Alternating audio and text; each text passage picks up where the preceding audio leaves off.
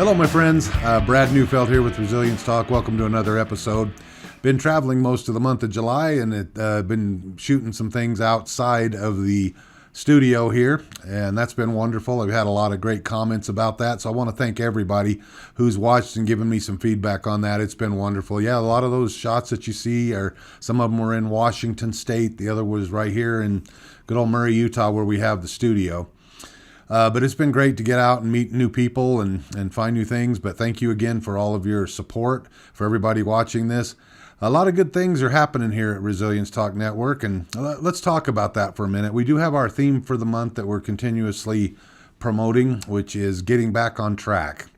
Because I know just as well as anybody, it's so hard to stay on track, and it just seems like there's more and more, what would you call those things, distractions in our world right now. They just keep hitting us all over.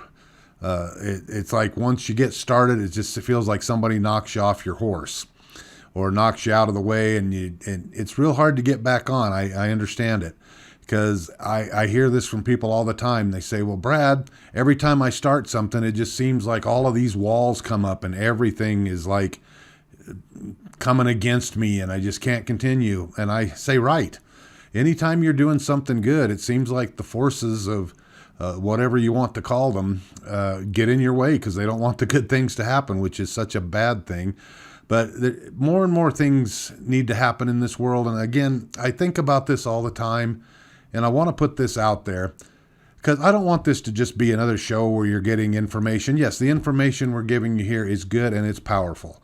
And I promise you, if you take it and integrate it into your being, it can all help you to become a lot better at the things that you want to be better at. But I want this to be so much more. I want it to be a community where we're all working together. Because ask me or tell me this, and please comment down below. Does it seem like there's just all these entities or forces out there that are just trying to tear us apart, trying to pit us against each other? I see it. And I don't know about you, but I'm getting tired of it. I know all of us as human beings, we have enough in common with our families and the things that we desire to do during this lifetime that we can all work together and we can have some pretty amazing things happen. So that's my goal here, is to bring us together in some aspects so that we can work together towards doing some wonderful things. And eventually, this show, I've done a few of these shows live, and I want to start doing more of them live so that we can get some interaction in. But for the meantime, please, any comments you can give us, we would love to hear them. Because here's something that I know with every fiber of my being. Every one of you listening to my voice have a talent that nobody else on this planet has. And I know you've heard that. And it's hard for many people to believe because they'll see somebody out there doing something that they want to do and they'll go, they're so much better than me. And okay, if you're going to look at it that way, you're never going to see your full potential. How do you know you can't be that? Have you ever done what it took to get your talent out there? And here's the other thing that really hurts, and I get it. Most people are so afraid to pull those talents out and even do them. They're so afraid of what people are going to say. It seems like judgments are happening more and more with this invent of social media. And again, I love social media just as much as anybody. I look at it quite a bit every day, and I love a lot of the videos that I can watch. I get a lot of entertaining things as well as learn a lot of little snippets. So I'm not bashing social media per se, but it can be a detriment to you if you're not using it in the right way. If you're allowing it to control your life, if you're not getting enough likes or you're not getting responses from people that you like, yeah, it can tear you down. You just need to be you. And it starts with finding out what it is that you want to do. How many times have you asked yourself, who am I? What are my talents? What is it that I would like to do and what could I be good at? And if you haven't taken the time to do that, I would highly encourage you that you do. And if you need some help with it, just please, you can get a hold of me. My email is on the website at resilienctalknetwork.com. And even my phone number's on there. You'll see my cell phone. It's area code 435-830-6945. and I'll do anything I can to help you out and help you get on your way. Here's the thing that we do these themes from time to time, and this is something that I know I did a little short video on this, but I want to dwell on this a little bit today. It's hard to beat a person who never gives up. Okay? When a person knows what it is that they want in life and they get really, really clear on it, they have this purpose about them, and they just let everything that gets in their way like water off a duck's back. They'll hit those hard times, and guess what? They don't let those hard times destroy them. They have this knack for just being able to see it and go, okay, that didn't work.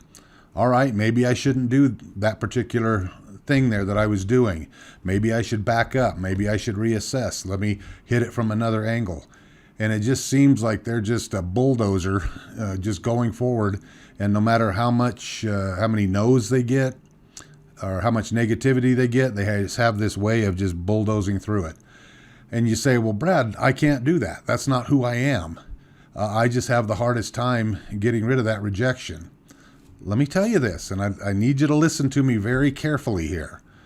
When you have that purpose defined, you won't have those problems. You won't have those challenges. You'll be able to do like I'm telling you, let those things roll off of your back. However, if you're having challenges there, then that ought to tell you right there, maybe the thing that you think you want isn't really what you want. So back up, reassess it, look at it, and come at it from a different angle. Okay? But never give up. Again, once you get that goal, it's hard to stop somebody from going after it. And those are the people who obtain the goals that they're after. And I know you can do that. Again, I'm right with you. That's one of the things that, for some reason, when I was younger, I gravitated towards sales jobs all the time. And isn't that interesting? Because I hate rejection. I totally despise it. So why would I get into the sales field? Well, sales was always something where I knew I could make more money to be able to support my family. Like when I was working a 9-to-5 job, just wasn't cutting, working warehouses and stuff. I was limited in what I could make. So then what did I do? I started in the particular company I was in. I said, hey, we have a sales department. Can I make more money in the sales department? They said, absolutely. You get paid commission. And next time an opening comes, we'll let you have that. And I did. And I enjoyed it. I was able to go out and sell a lot of products and make a lot of money. But then I had a traumatic experience happen where the people that I was selling for, because we had designated territories, they cut my territory in half. Guess what that did to my income? In half, overnight. Guess what happened? I lost everything. House, cars, everything. Slipped into depression. However, during that time, the thing that helped me the most while I was being depressed was to ask myself, okay, maybe I just need to reassess. I hated sales anyway. So why am I feeling like I was a failure? And it later came to me that was that God, my higher power, was telling me. Brad, I can't bless you the way that I want to bless you in this job. You need to go do something else so that I can open these doors that you're asking for. But again, in my limited view, I didn't see that at the time. I just kept pushing forward. And I was able to put a business plan together because eventually I wanted to work in the mental health industry. I wanted to work with at-risk youth. I wanted to work with teenagers who had depression and anxiety because I just had a knack for that because of my upbringing. I had a very colorful upbringing, and I know a lot of the guests we've had in here on our shows, they've been able to overcome some pretty hefty challenges as well from their youth. Like my buddy Bill Scheffenhauer. He's a member of the 2002 Olympic bobsled team that took the silver medal here in Salt Lake City. You ought to hear his story. Look him up, Bill Scheffenhauer. He was in the foster care system when he was growing up. Had literally no stability whatsoever. But yet he was able to make some things of himself. But what did he have to do? He had to pause and say, what do I want to do? And he had a determination to become an Olympic athlete. And he was able to do that. He had his ups and downs. Very powerful story. Love you to hear that someday. Matter of fact, I'm going to get Bill in here and we'll do an interview with him. What do you think, engineer? Should we do that? All right. we're going to do that. Bill, if you're listening to this, please call me. You know my number. But I've seen these kind of stories over and over, and I've been able to do that too. But when I finally figured out this is what I wanted to do, and I had it nailed down, I said, all right, this is what I'm doing. And all kinds of doors started opening up. But then I would go one direction, and it would be, well, Brad, you need to get more education in certain fields. Okay, I needed to get more education in social work, and I would go out and talk to other social workers and see what it is that they did, told them what my views were, and to see if I could fit my program in anywhere. Well, again, opportunities opened up. I was able to get contracts with various agencies and things, and I was able to have a lot of good success. Then as things go on, things change. The contract that I had wasn't continued, and, it happened. So I went on and I started another company, of which that opened a lot of doors, and I got to meet a whole lot of new people from that. And again, I'll tell you more about those stories later. I just want to stick to our theme today, is helping you to find that dream and get locked in. Well, what is that dream? Start with something that you love. Do you like to help people? Are there things that you like to make with your hands? Are you really good at coming up at writing stories? Are you really good at, let's see, what are some of the other things? Sports? Are you really good at music? Do you play an instrument? Do you like to sing? Do you want to be a singer? Start out with something that you love to do. And I've seen people that start out wanting to be a singer in the industry, and later on they find they're just having a hard time doing it, but then they end up becoming producers and songwriters and still have a career. There's so many people making really good livings off of doing stuff behind the scenes. They never get out in the public and in front of the camera. But again, they're still doing what they love to do. But the key is starting, getting it locked in.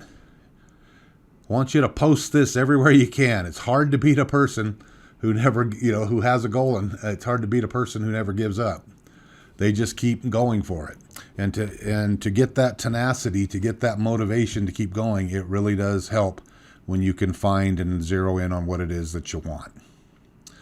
Guys, we're here for you. Again, reach out. Share this video with anybody that you can. Let's get this message out there, and let's come together. Again, we all have things in common, and let's start with those things where we can help each other. Because I do know this, people need people, and you'll hear me say this all the time. Everything that we get or everything that we want in life, we get from someone else. Think about that. Let it sink in. And I'm going to have a whole show just on that.